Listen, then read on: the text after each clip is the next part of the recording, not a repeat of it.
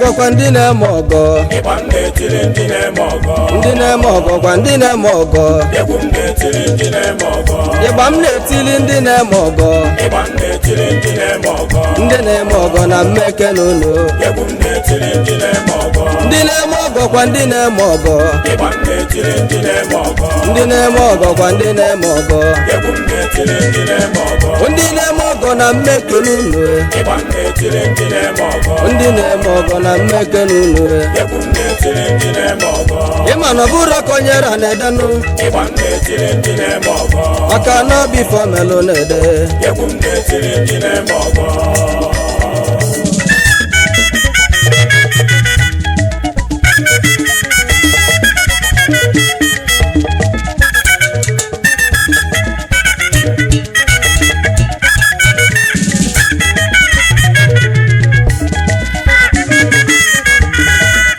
ndị na-eme ọgọ unu mekene unu ka onye na-eme ka ejikwu ya egwu ịma na ọ bụrụ ka onye ra na-edenụ maka na ọ bụ ife omelụ na-ede ịgba ndị na-eme ọgọ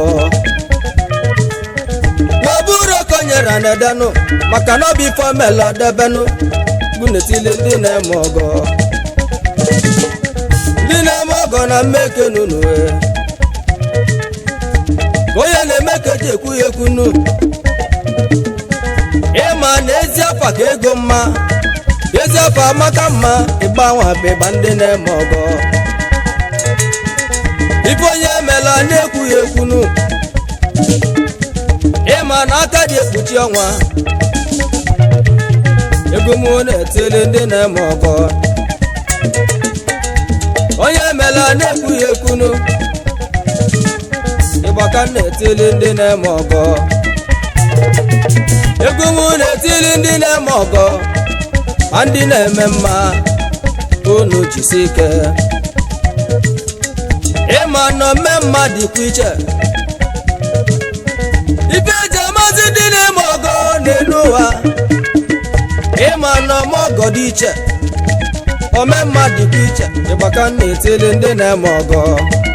ma ndị na-eme mma unu jisi ike onyinye mmadụ na-akwali ya ụzọ na ife ji amasị ndị na-eme ọgọ ndị na-enyelu mmadụ aka ọ bụkwa ndị na-eme ọgọ ego m na-etili ndị na-eme ọgọ ife ji amasị ndị na-eme mma n'obodo o ji ego ma o jiri ego a na-ejela obodo ozi omemma onye na-eme nye jisi ike nụ ego m na-etili ndị na-eme ọgọ ihe mmadụ na-akwali ya ụzọ unu jisi ike ya bụ ife anyị na-ekwu ego m na-etili ndị na-eme ọgọ ka onye na-eme ka eji ekwu ya ekwu n'obodo ịma na ezi afọ aka mma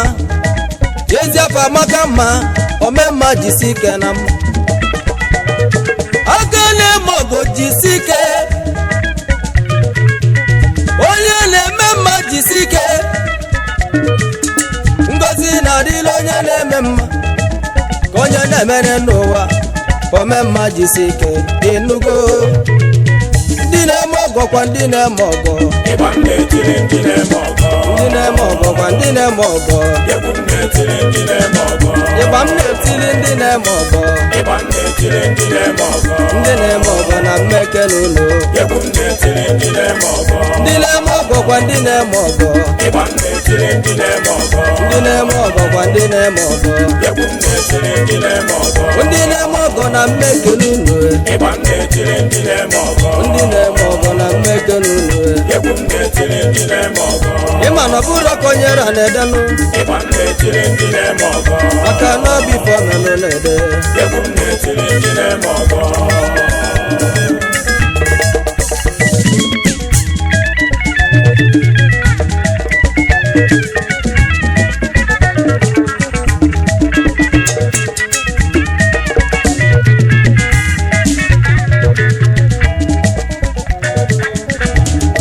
ebulu m Igba mwe kanjebe l'Amerika kanje zute n'oke nwa Sa Fidelis nwoko ya oke nwa biali yo otendo dalunu otendo ni na memanu aka na mogodogunu na Amerika ke na lobile Fidelis nwoko yo dogunu afu nwa lota na dalu sinu tudike mu dogunu Nwanna ebo Chief Thomas Agwe onye nne yu nwere First Vice President of Watching na People's Club International of Michigan Branch, United States of America. Bụkwazi the Vice President Umweri American Heritage Foundation, United States of America, and the Vice President of Anambra State Association of Michigan State, United States of America. Osiga kelelu yenu onye ga-adịlị mma nnukwu mmadụ eji amatụ Sajonu Nwanigbo Chief Sajonu Nwanigbo oke osisi ụmụnụ n'ebe n'elu ya Sajonu Nwanigbo Wadu mweri oke bo Wadu oke nwa Amerika kina lubili Sajonu Nwanigbo aka na-eme ọgọ bịa kene Wadu mweri oke bo Wadu onye chigi chi mmadụ Wadu dalo Ebulu migba m Kanabanu nọfịa Anjezu tọkụ nwoke Honorable Dr. Timothy Wipe di orama Melora na nọfịa Jakene Na constituency 1 Na njikoka Local government kine kulanyi Timothy Bialiyo Ezigbo ọkwa aka m Melora na nọfịa Egwu mekene gị yo Onye ga-adịle mma Okechukwu nwatụrụ ha Okechukwu nwatụrụ abịa keneli Eze kunye mweri odogunu Kibe eze kunye mweri bialiyo Kibe zigba ọkwa kam Eze kunye mweri dalo Maka nje na guleri yo Anje zutoke nwa Onye ga-adịle mma Amalachukwu nwa be Amalachukwu Kibe ozigbo ndụ Ozigbo bialiyo Amalachukwu nwa be Onye ga-adịle mma Ego muka na guleri yo Kazutoke nwanụ Amanu ka ji eje obodo Someday Emmanuel G-boy Onowu eziagolo bịa kanale Onowu Someday Emmanuel odogunu Chiboy biane Someday Emmanuel Chiboy odogu Oke nwa daalụ Ndị na-eme ọgọ kwa ndị na-eme ọgọ Igba na-etiri ndị na-eme ọgọ Ndị na-eme ọgọ kwa ndị na-eme ọgọ Egwu m na-etiri ndị na-eme ọgọ Igba m na-etili ndị na-eme ọgọ Igba m na-etiri ndị na-eme ọgọ Ndị na-eme ọgọ na mmeke n'ụlọ Egwu m na-etiri ndị na-eme ọgọ Ndị na-eme ọgọ kwa ndị na-eme ọgọ Igba m na-etiri ndị na-eme ọgọ Ndị na-eme ọgọ kwa ndị na-eme ọgọ Egwu m na-etiri ndị na-eme ọgọ Ndị na-eme ọgọ na mmeke n'ụlọ Igba m na-etiri ndị na-eme ọgọ Ndị na-eme ọgọ na mmeke n'ụlọ Egwu m na-etiri ndị na-eme ọgọ Ịma na ọ bụrụ ka onye ra na-edenu Igba m na-etiri ndị na-eme ọgọ Maka na obi fọmelụ na-ede Egwu m na-etiri ndị na-eme ọgọ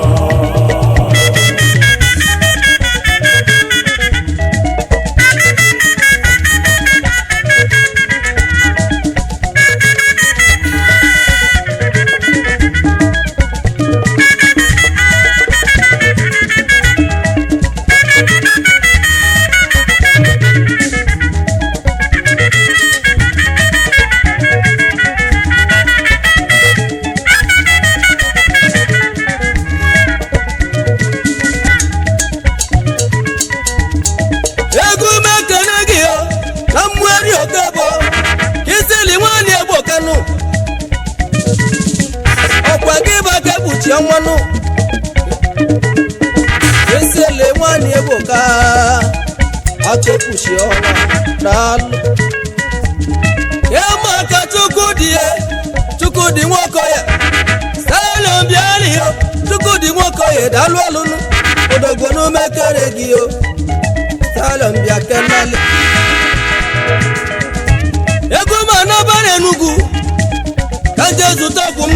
nnukwu mmadụ ka nje kwuo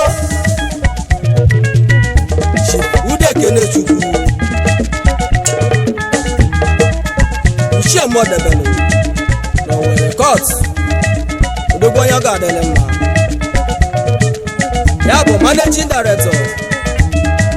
Landum and Million Company Nigeria Limited Landum ichie mọdebele odogwunu na Owerri Court onye ego na uke ego gị bụ aka na-eme ọgụ na Enugunu odogwunu mekere gị yo Landum nwoke mmanụ anje zute n'odogunu na Gulerio Chinedu nwanna zọba Chukwu nedu nwanna zọba onye na-ekwuo na Gulerio n'onwele foneme egwu m ka na Gulerio anje zute n'oke nwa onye ọ ga-adịle mma ya maka ike Chukwu ụba onye ọ ga-adịle mma nnukwu mmadụ bịa kene rọkwesi nwa mama rọkwesi bịa kenele gịbụ ezigbo ọgwụ aka m na mmadụ ka eji eje obodo rọkwesi nwa mama ya maka Emmanuel Favour bịara ihe ime oke nwa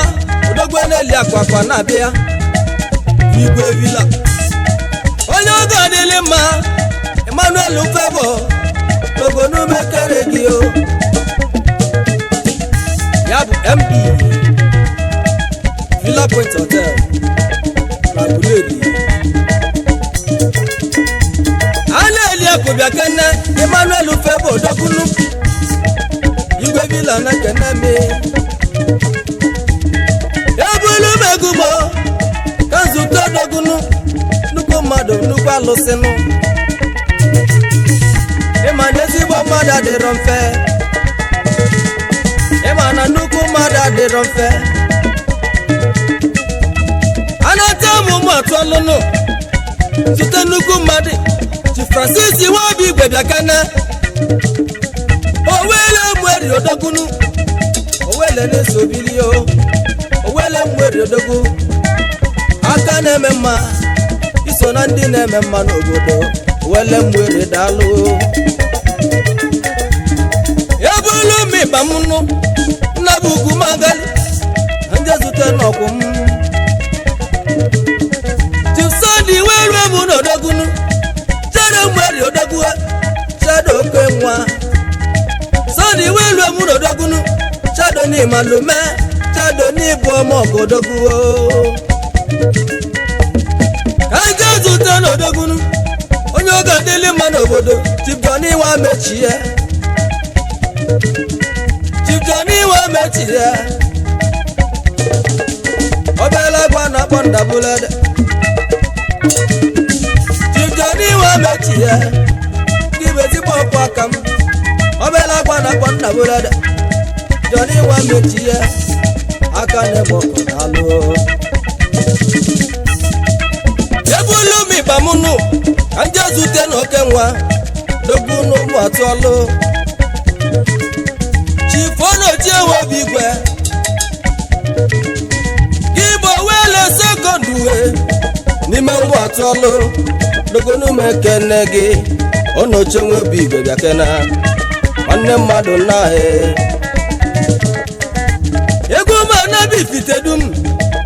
ka ndị zute odogwu na mmanụ ka eji eje obodo Chukuru awa nwoye bịa kenele Chukuru awa nwoye bịanụ afọ ime n'ifitedum onye ma afọ ime bịa kene Chukuru awa nwoye afọ ime n'ifitedum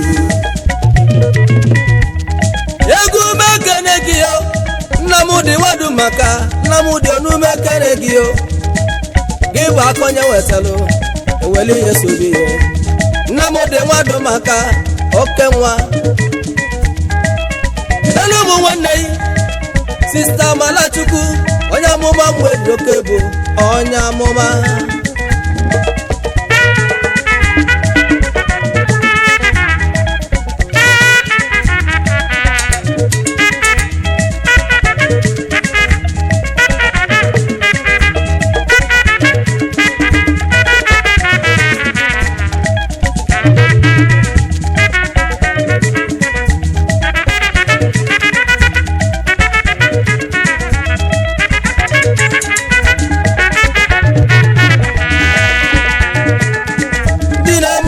ndị na-eme ọgọ Igba na-etiri ndị na-eme ọgọ ndị na-eme ọgọ kwa ndị na-eme ọgọ egwu na-etiri ndị na-eme ọgọ Igba m na-etili ndị na-eme ọgọ Igba na-etiri ndị na-eme ọgọ ndị na-eme ọgọ na mmeke n'ụlọ egwu na-etiri ndị na-eme ọgọ ndị na-eme ọgọ kwa ndị na-eme ọgọ Igba na-etiri ndị na-eme ọgọ ndị na-eme ọgọ kwa ndị na-eme ọgọ egwu na-etiri ndị na-eme ọgọ ndị na-eme ọgọ na mmeke n'ụlọ Igba na-etiri ndị na-eme ọgọ ndị na-eme ọgọ na mmeke n'ụlọ egwu na-etiri ndị na-eme ọgọ ịma na ọ bụrụ konyere na-edenụ Igba na-etiri ndị na-eme ọgọ maka na bifo melụ na-ede egwu na-etiri ndị na-eme ọgọ ebulu m ịba mụnụ ka nke na-odogunu onye ọ ga-adịlị mma Chelsea Chukwu dị yo nwibe dị ọra bịa kenenu onye ọ ga-adịlị mma Ugochitunyelu eze odogwu Ugochitunyelu eze bịa keneli yo akese ikolobịa ndị Igbo niile Ugochitunyelu eze bịali yo Chelsea Chukwu dị yo nwibe dị ọra daalụ Commander no safety anabanu mokuzue ka nje zute odogwu na mmadụ ka eji eje obodo chifosondụ nwigwe ilodogunu eze omogo otoko eze ego otoko n'ume kere gị o otoko eze ego aka na-eme ogodo alụnụ onye ọ ga-adịlị mma odogwu ekene mi eze ego na ọkụzụ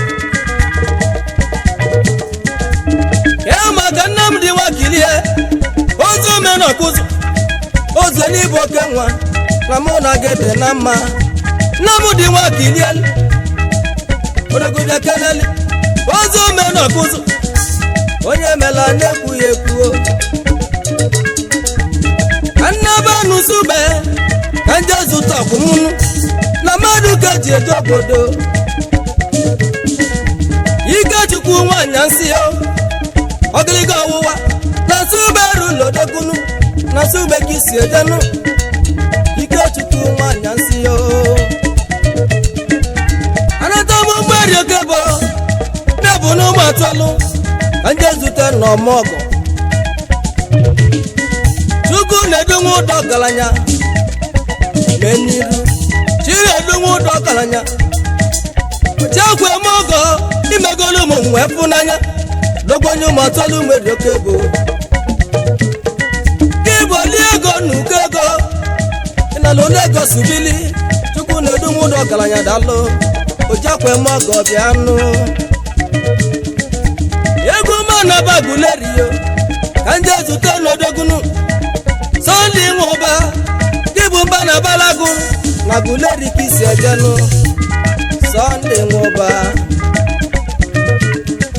anatamu matolu mweriyo azuteni nnukwu mmadụ komprechibuzo nwe kwenyenu chaibozo odogwu chaibozo mweri bịakaneli youth president umweri Chaibozo odogunu odogwu onye ụmụ atụlọ masị ogidi Chaibozo mwere darụ ebulu m ịgba mụnụ ka nje zute n'odogunu Honorable Justice Charles Oka Honorable Bialie Charles Nwoka bịa keneli Honorable Neka adịyo mu nwunye gị nụ Mrs. Ugochukwu nwoke odogwu adowele mwere bịala ihe Ugochukwu nwoke adalụ adụmwere okebo anabanu spenu ka nje zute n'ọkwụ m onye ọ ga-adịlị m Isili nwa ogweri bịa kanale Isili nwa ogweri odogwu oke mmiri mwere bịanụ oke mmiri worldwide na Spain kidi atụla aka gị Isili nwa ogweri dalụọ ego ma naba mgbakwo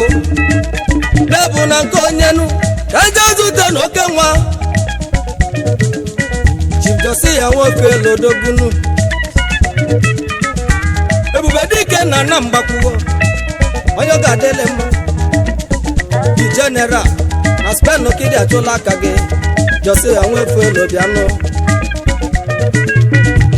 anabanu m Nnewi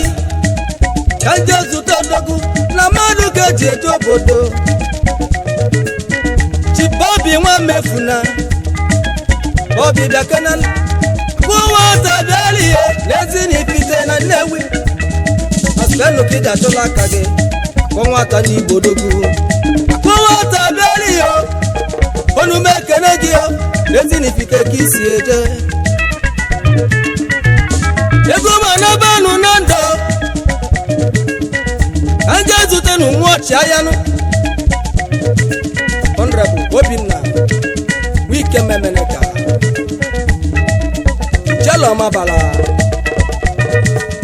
Dugumekwa ka nna ya ịma na agụ na nwa bụ onye buru egere m ya gị Jelo Mabala ọ bụrụ konyere nnedenụ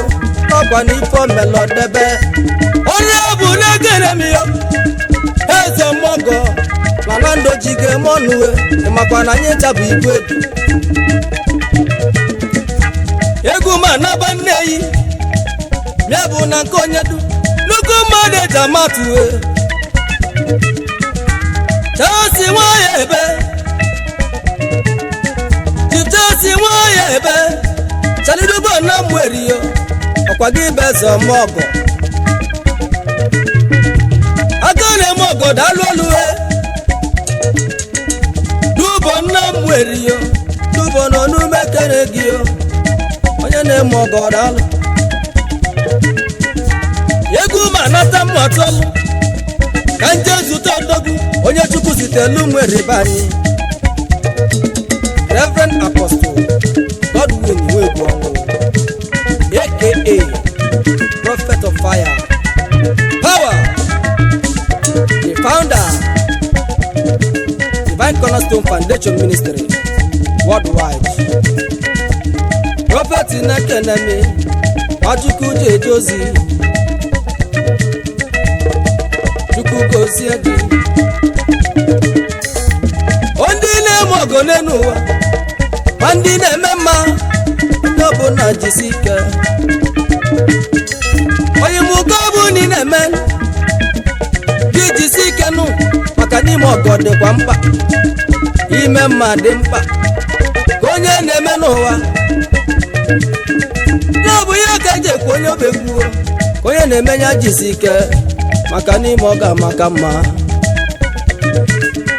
ndị na-eme ọgọ kwa ndị na-eme ọgọ Igba na-etiri ndị na-eme ọgọ ndị na-eme ọgọ kwa ndị na-eme ọgọ egwu m na-etiri ndị na-eme ọgọ ịgba m na-etili ndị na-eme ọgọ Igba m na-etiri ndị na-eme ọgọ ndị na-eme ọgọ na mmeke n'ụlọ egwu m na-etiri ndị na-eme ọgọ ndị na-eme ọgọ kwa ndị na-eme ọgọ Igba m na-etiri ndị na-eme ọgọ ndị na-eme ọgọ kwa ndị na-eme ọgọ egwu m na-etiri ndị na-eme ọgọ ndị na-eme ọgọ na mmeke n'ụlọ Igba m na-etiri ndị na-eme ọgọ ndị na-eme ọgọ na mmeke n'ụlọ egwu m na-etiri ndị na-eme ọgọ ịma na ọ bụrụ ka onye ra na-edenụ Igba m na-etiri ndị na-eme ọgọ maka na ọ bụ ife omelụ na-ede